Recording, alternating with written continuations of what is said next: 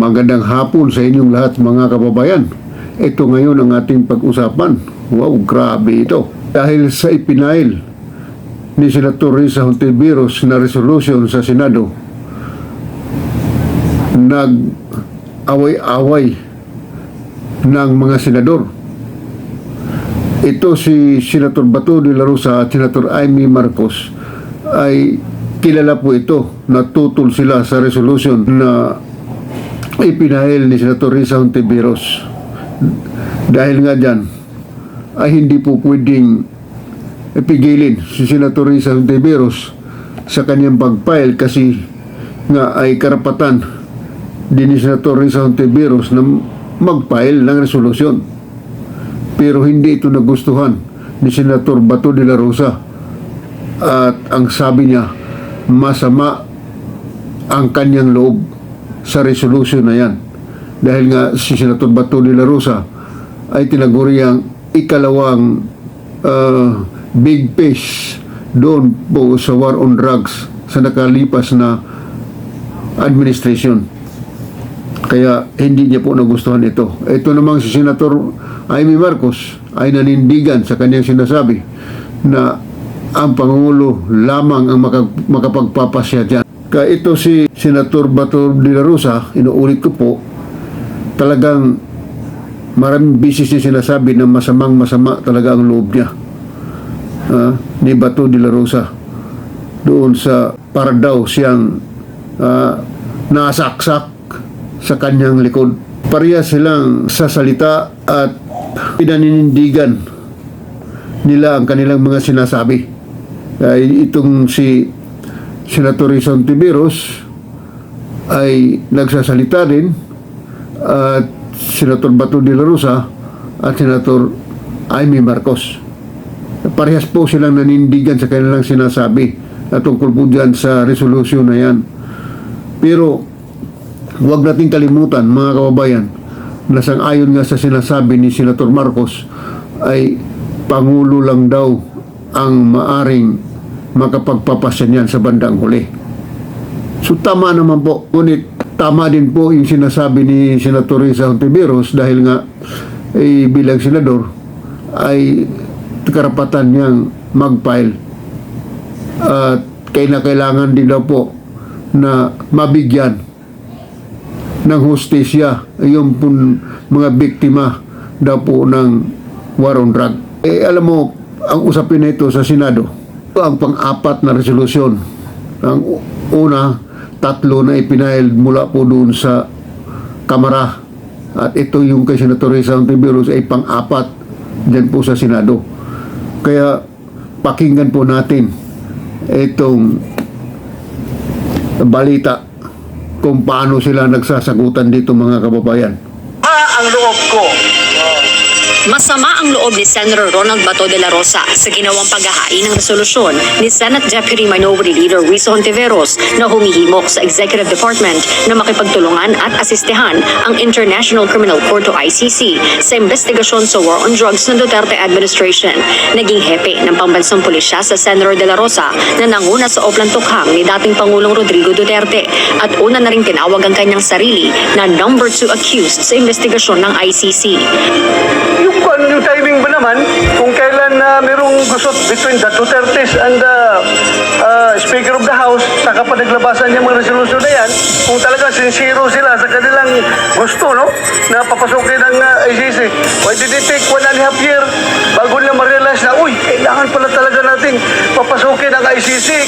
Ngunit nanindigan sa Senator Hontiveros na walang kinalaman sa politika ang paghahain niya ng resolusyon.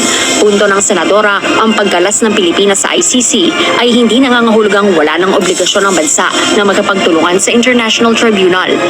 Hindi timing sa House, hindi timing sa away ng kung sino-sino, pero itong taon nang humihingi ng hustisya ang mga pamilya ng EJ case. Nang matanong kung kakausapin niya ang kapwa senador kaugnay ng resolusyon, sagot ni Senator de la Rosa, No. Yan mo siya, no. Hindi ako plastic na tao, yung smell, smell ka, parang ngiting kabayo. Yung pala, sasaksakin mo pala sa likod yung iningitian mo. Hindi ako ganun klaseng tao. Pangka ako. Sa plenary session kanina, makikitang lumapit si Senator Hontiveros kay Senator De La Rosa at bahagyang nagkausap ang dalawa. Ngunit kung ang presidential sister na si Senator Amy Marcos ang tatanungin, naghahanap lang daw ng gulo ang mga humihimok sa gobyerno na makipagtulungan sa ICC. Talagang basag ulo to. So they're really looking for trouble. But President Duterte has said repeatedly, bring it on. Para sa akin, ang totoo, desisyon ito ng ehekutibo. Ibig sabihin ng ating si Presidente na paulit-ulit nang sinabi na hindi papapasukin ang ICC. Sang-ayon po ako doon. Wala pong naghahanap ng trouble. Ang pinakamalaking trouble sa lahat ay yung trouble na ipinagsak sa ulo at buhay ng mga balo at ulila ng extrajudicial killings ng war on drugs. Handa raw sa Senator Marcos na dinggin ang resolusyon sakaling mapunta ito sa kanyang pinamumuno ang Senate Committee on Foreign Relations. Umaasa naman sa Senator Hontiveros na magkakaroon ng patas sa pagdinig ng resolusyon kahit pa kaalyado ni dating Pangulong Rodrigo Duterte ang ilan sa kanyang mga kasamahang senador. Nasa pinuno na rin anya ng didinig na komite kung iimbitahan ang dating punong ehekutibo. Sa proseso naman, naniniwala si Senator De La Rosa na dapat munang dumaan sa kanila at sang-ayunan ng mayorya ng Senado kung babalik ang Pilipinas bilang miyembro ng ICC.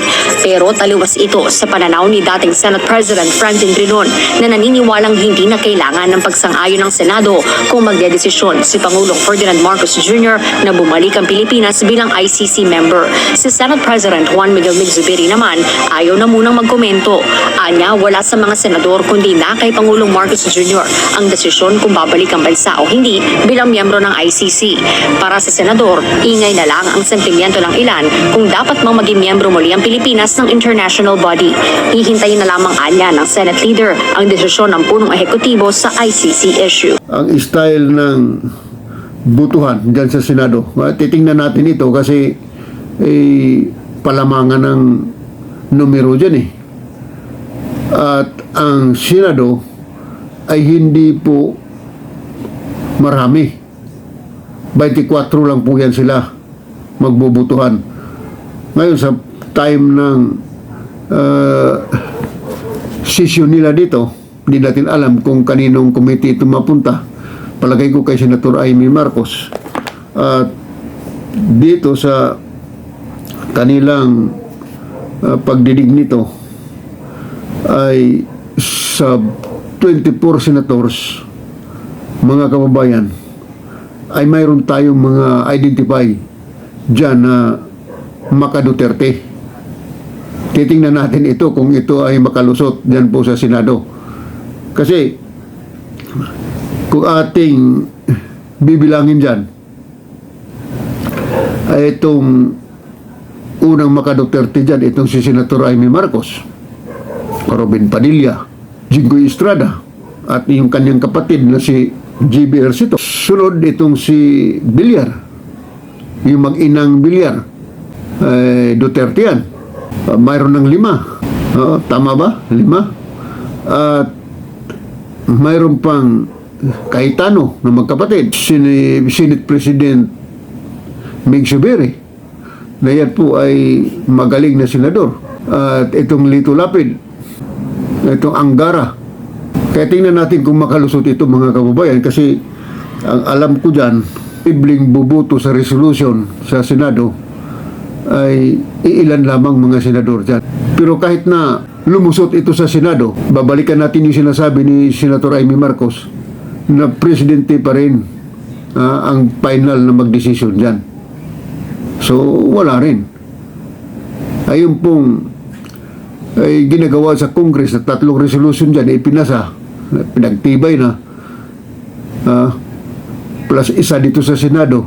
Kung makalusot man yan ay wala rin silbi yan, kasi si Pangulong Marcos pa rin po ang magdesisyon yan. At makaulit-ulit na pong sinasabi ng Pangulo na hindi niya papasukin itong ICC sa ating bansa.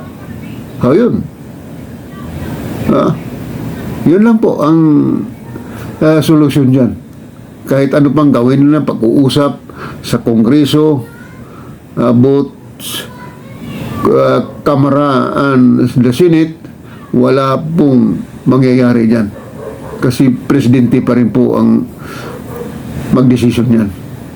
Ngayon, pinag-aralan nga, sabi ng ating pamalaan na pag-aralang mabuti, kung maaari ba tayo o pwede bang makabalik tayo doon sa ICC. Ayan lang, hindi natin alam kung ano talaga yung gustong sabihin dyan ng ating pamalaan. Pero sa palagay ko sa isyong ito, parang malabo nang makabalik tayo roon. Ewan ko lang ha. Pero dito sa pinag-usapan na ito na nag-away-away na itong mga senador, mahalaga ito na maintindihan natin yung issue na kanilang pinag-uusapan. Kasi matindi po yung sagutan eh. At dito sa kanilang obligasyon bilang mga senador ay hindi po ito basta-basta sapagkat pambansa po ang issue dito.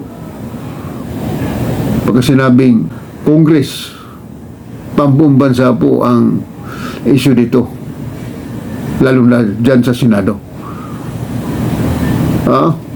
So tingnan po natin yan mga kababayan. Okay, pag-usapan natin naman itong Comelec ay dinidisqualify na po itong Smartmatic machine, ang kumpanya na matagal nang humawak sa ating eleksyon, pero nasilipan ito ng mayroong mga anomalya.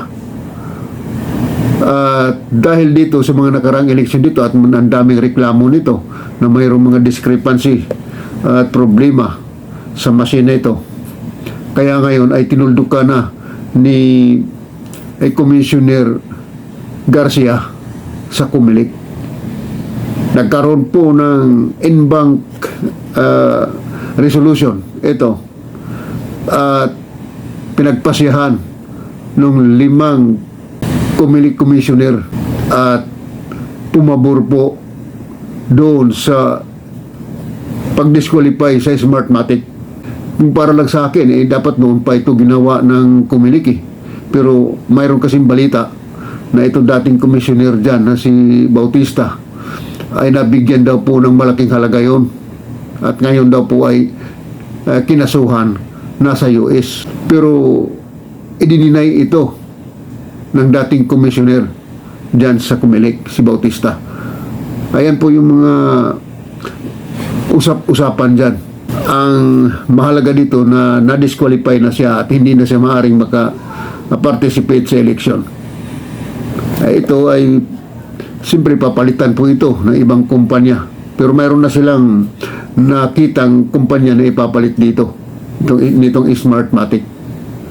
Kaya mga kababayan ay napakabuti yung ginawa ni Comelec Commissioner na pinalitan yung makina. Kung mayroon man lang anomalya dyan sa Smartmatic, yung ang napabalita na nagkaroon ng lagayan dyan sa mga Comelec official noong unang administrasyon, hindi po mabuti yan. Kawawa naman yung ating mga kandidato pagkatapos ang anomalya pala ay nasa Comelec. Nasa halip yung Comelec ay magpatupad ng sila yung modelo sa kaayusan sa eleksyon, pero ang nangyari ay kabaliktaran. Kaya ngayon, yan po isa sa dahilan na disqualify itong Smartmatic. So, dyan lang muna tayo at maraming pong salamat at huwag po ninyong kalimutan na i-like at subscribe itong aking munting channel.